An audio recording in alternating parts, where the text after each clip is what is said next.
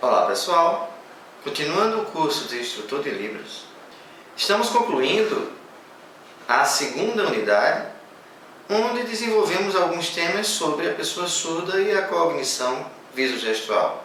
Na aula de hoje, vamos trabalhar especificamente diferentes atores e possibilidades de ensinagens e aprendizagens, justamente pela característica da cognição visual inerente à pessoa com surdez severa profunda, surdez da pessoa sinalizante, da descrição visual sinalizada, que é uma técnica que nós defendemos que seja trabalhada com uma pessoa surda, para que ele possa ter mais autonomia, mais liberdade e que a sua visão possa ser mais educacional, educativa, cognitiva, diante do processo diferenciado de aprendizagem. Também a técnica da leitura, do qual, conjunto com a descrição visual sinalizada, nós vamos orientar melhor como trabalhar a aprendizagem da pessoa surda, levantando a possibilidade da descrição visual sinalizada ser um elemento fundamental na percepção dos temas curriculares, na percepção do conhecimento em si. Porque não basta o olhar, simples olhar, para dizer que a pessoa já compreendeu, já aprendeu, já domina aquele conhecimento. Então é preciso fazer investigação, é preciso ter dúvida, provocar questionamentos na pessoa surda. Eu tenho observado isso em muitas pessoas surdas, em diversas idades. Apenas pelo que está visto já é suficiente, já aprendeu.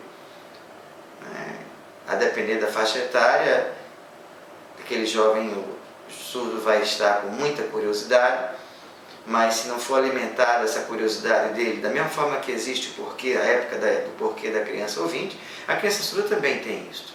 Então ele tem uma necessidade de aprender, uma necessidade de buscar, uma necessidade de se posicionar junto ao outro, uma necessidade de demonstrar que é capaz, que é competente, que pode, que é fácil, que é possível. Então ele sai invadindo espaços, acessando o computador, acessando celular, máquina fotográfica, todos que são elementos eletrônicos que dão resposta para ele imediata.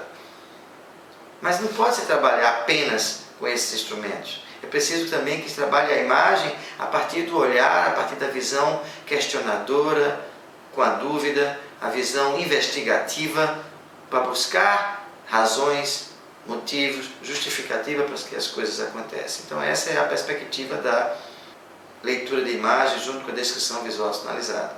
Também vamos ter discussões sobre o tripé da aprendizagem, que foi uma técnica que a gente desenvolveu a partir de vivências com surdos, percebendo que algumas regras precisam ser colocadas que não estão sendo trabalhadas pelos professores que desconhecem a língua de sinais, e não é só saber a língua de sinais, também desconhecem por total como trabalhar a educação do surdo.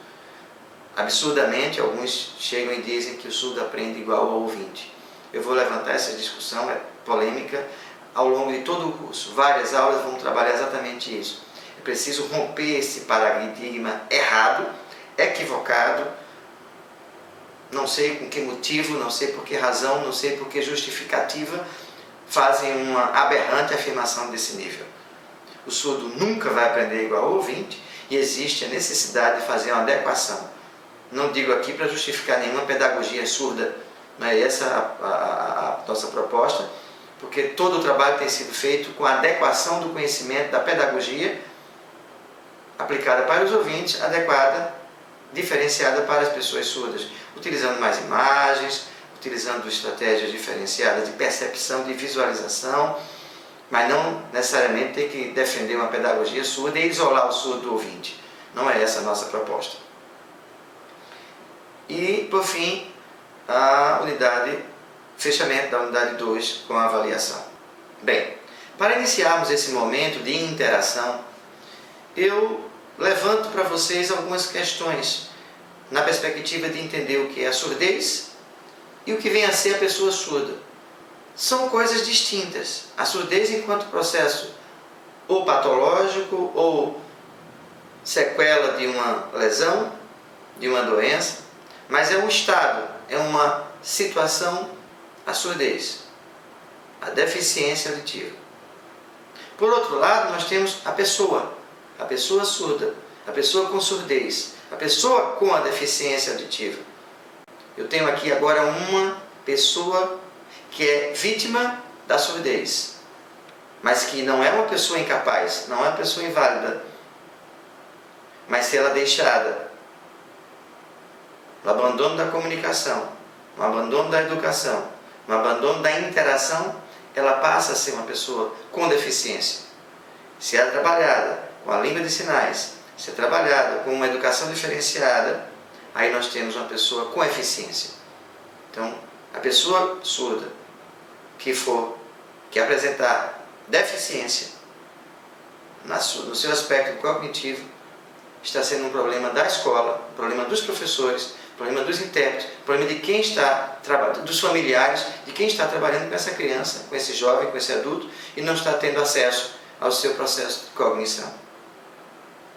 Cada um de nós é um indivíduo, e cada indivíduo tem a sua estratégia diferenciada de ser trabalhada. Então é preciso que trabalhe essa individualidade, para que possa despertar em cada cidadão, em cada pessoa, como ele vai aprender. É preciso que a gente trabalhe com essa pessoa, com essa criança, para que ele desperte como ele vai aprender. Então ele tem que tomar consciência de que tem uma diferença, que tem uma deficiência auditiva, e por isso uma diferença comunicacional, uma diferença linguística, uma diferença educacional. Tomando consciência desse processo, nós estamos no primeiro caminho para ter uma solução melhor. Negar a deficiência, negar a necessidade de modificar estratégias pedagógicas e a comunicação, é negar o direito desse indivíduo de ter eficiência e despertar o seu potencial cognitivo, o seu potencial de aprendizagem. Mas para isso, nós temos que ter formação de professor, nós temos que ter formação de instrutor e nós temos que ter formação de intérprete. E nós temos que ter absolutamente formação dos pais. Porque todo o processo inicia na família, desde o primeiro mês, desde o primeiro dia de vida. Então os pais devem aprender a língua de sinais, devem ser orientados de como educar os seus filhos, para que essa criança ela possa despertar do seu potencial cognitivo, sem sentir esse impacto que a surdez poderia acarretar, como já foi discutido com vocês em aulas anteriores. Então, diante desse discurso inicial, eu questiono para vocês: a surdez, deficiência ou diferença? Muita gente de imediato chega e diz: é deficiência. Outros dizem: é diferença. Eu estou aqui, esperando sua resposta, esperando sua reflexão. Na perspectiva da saúde, na perspectiva da estrutura humana, da anatômica e funcional, é uma deficiência. Na perspectiva da cognição, da pedagogia diferenciada, do uso da língua de sinais, de uma educação diferenciada envolvendo os pais, os professores, os profissionais de saúde, toda a sociedade, ela pode ser uma diferença, mas vai depender de como for trabalhado ao longo de sua vida. Senão ela vai continuar com deficiência, porque não vai atingir o cognitivo, o seu potencial de aprendizagem que aquele indivíduo tem. Para isso, mais uma vez, é necessário formação. Formação da família, formação dos profissionais de saúde, formação dos professores, formação de toda a comunidade escolar. Tanto em língua de sinais, como em educação de surdos. Eu não vou abolir, eu não vou parar de falar exatamente isso. Não basta a língua de sinais. Não basta o intérprete em língua de sinais. O professor tem que ser preparado para a educação de surdos. Aprender como lidar com a cognição visual, com técnicas e com estratégias pedagógicas diferenciadas. Nós vimos nas aulas passadas o discurso dos pais em relação à surdez do filho e do discurso de surdos em relação à surdez, em relação à sociedade, a como lidar com o professor, os conflitos que tem em sala de aula, conflitos que tem com os pais, conflitos que tem com os intérpretes. Então nós estamos agora tentando juntar todas essas reflexões para que vocês possam compreender e entender a necessidade de buscar uma alternativa diferenciada, de mudar esse paradigma que está atual nas escolas e nos centros de formação de professores.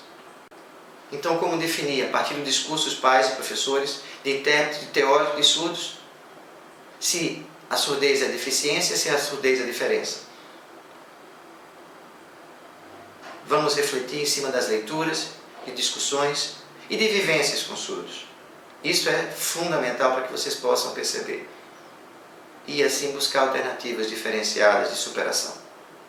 Certa vez, conversando com uma surda aos 18 anos, primeiro ano do ensino médio, ela chegou e disse que surdo é normal, cego é azar. Uma vez que a pessoa surda não reconhece-se com uma diferença, com uma deficiência auditiva e que precisa buscar estratégias de aprendizagem, aprender a aprender, como nós ouvintes aprendemos a aprender. Cada um de nós vai buscar uma estratégia melhor. Alguns só olhando aprendem, outros olhando e escrevendo, outros precisam olhar, escrever e falar, outros precisam fazer, repetir para aprender. Mas isso é uma coisa que nós vamos aprendendo com o tempo. A pessoa surda não tem isso. Ele acredita que só olhando já aprendeu. E por ele ver, ele não tem deficiência. E ainda dizem para ele que ele é normal, que é igual, ouvinte, surdo é igual. Esse aqui pode ser igual de direito social, de políticas públicas. Mas em termos de aprendizagem nunca vai ser igual. Tem que estabelecer uma estratégia diferenciada. Então é preciso que esse indivíduo surdo, ela comece a despertar essa diferença. Sou surdo, sou. O que é que eu preciso para superar as minhas dificuldades? Ter consciência, ter autoconsciência. E não dizer que o cego é azar e que o surdo é normal. Surdo normal? Nunca. N-U-N-C-A. Nunca vai ser normal. Ele tem sim a possibilidade de despertar, de aprender, de conhecer de forma pedagogicamente diferenciada, com uma língua de sinais diferenciada, para que ele possa atingir seu potencial cognitivo ideal. Mas antes de tudo, eu preciso fazer uma distinção. Quem é esse surdo? É um surdo oralizado, com residual auditivo, que vai escrever, que vai conversar sem problema? É um surdo sinalizante. Então só aí já há uma diferença. Então não é possível a gente caracterizar que o surdo é normal e que vai aprender igual ao ouvinte. Nunca vai acontecer isso. É preciso que haja a distinção e a formação de professores, a formação de intérprete e a educação familiar. Então esses três têm que andar juntos. É preciso que esses três andem com um tripé de formação para que a pessoa surda possa ter seu potencial despertado. De cognição, de aprendizagem, de linguística, de convivência, de vida produtiva. Até porque são diferentes saberes, são diferentes atores, diferentes sujeitos, são diferentes olhares, interesses, necessidades, são diferentes valores. E para isso é preciso a gente despertar nesse indivíduo surdo essas situações, essas características. Não podemos dizer para ele que ele é normal, que é igual, e não oferecer para ele uma pedagogia diferenciada e A língua de sinais está sendo oferecida. O intérprete está sendo oferecido. E isso é suficiente? Se fosse, nós estaríamos tendo sucesso na escola. E não estamos tendo. Se fosse, os surdos estão entrando na universidade sem precisar de lei de cotas e entrando no mercado de trabalho sem precisar de lei de cotas. Se fosse, os surdos estavam saindo do ensino fundamental com conhecimento mínimo básico. E não estão.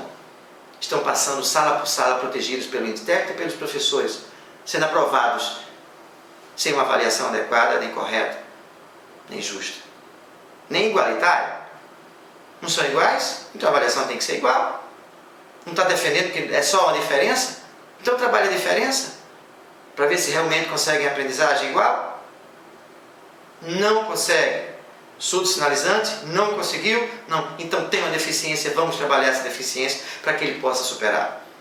Temos que encarar esta realidade. E só vai superar se encarar a realidade.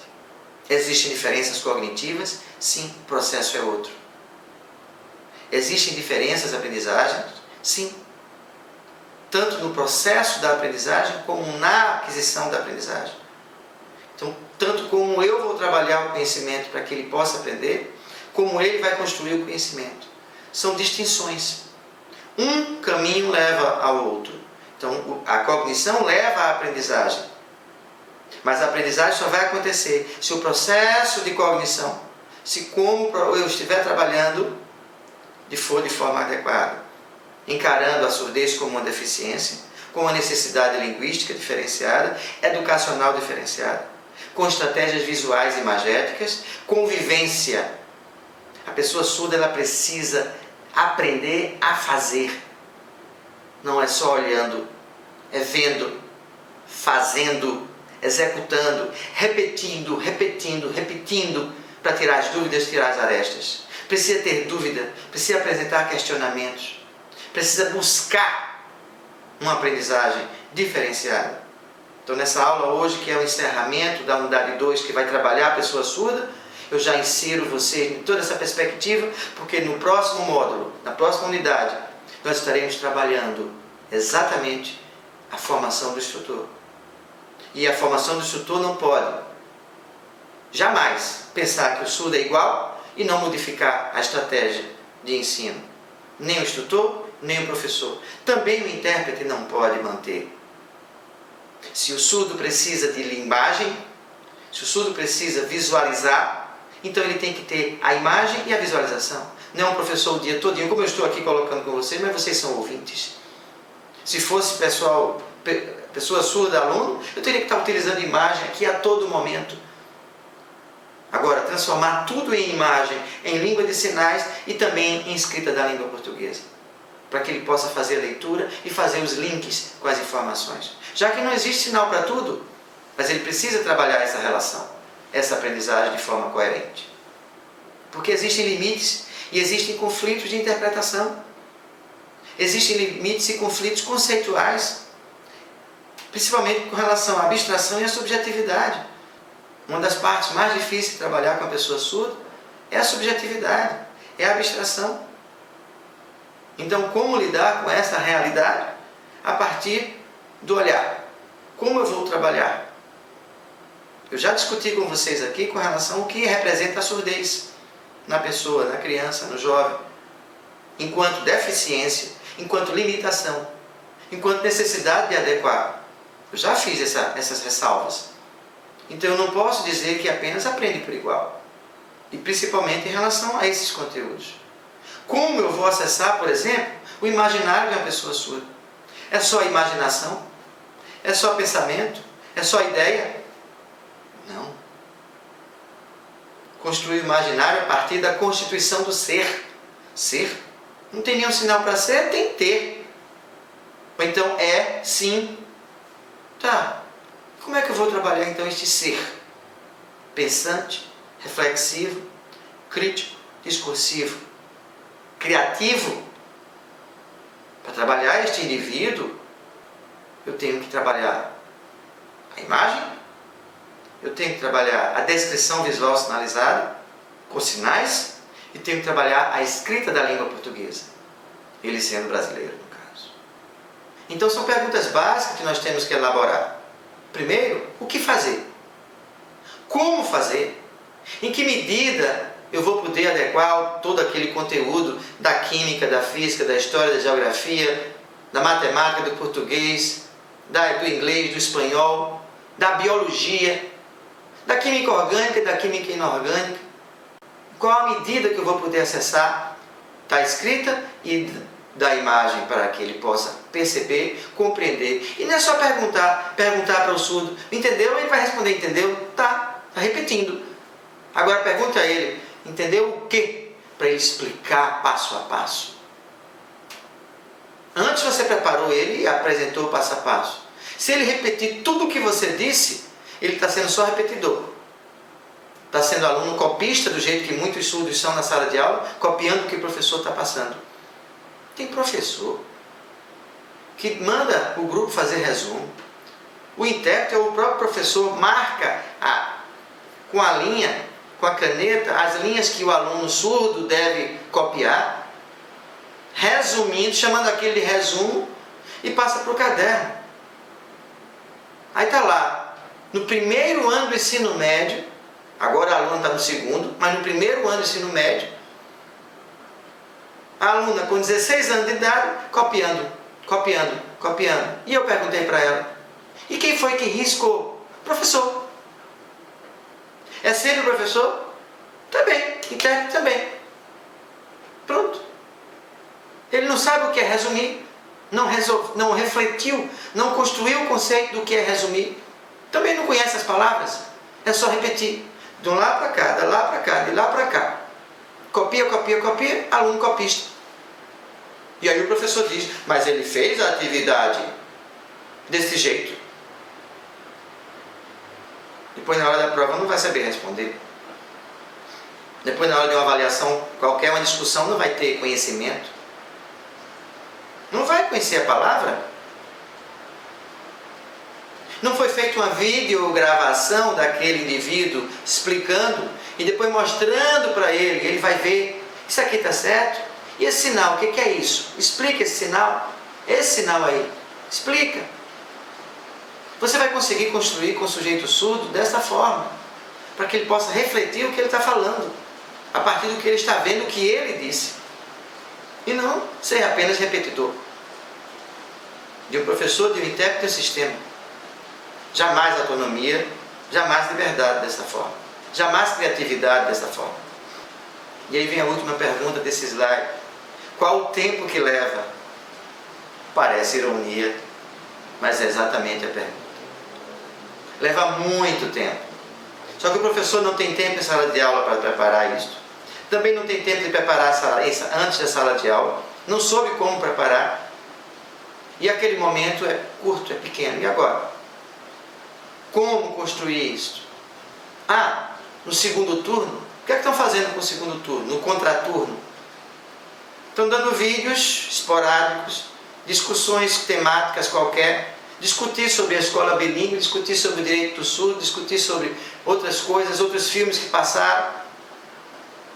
Fofoca. Está sendo trabalhado no contraturno, no conteúdo que o professor precisa para poder juntar tudo e embasar um conhecimento. É assim que tem que ser. Mas não está sendo feito. Lamentavelmente.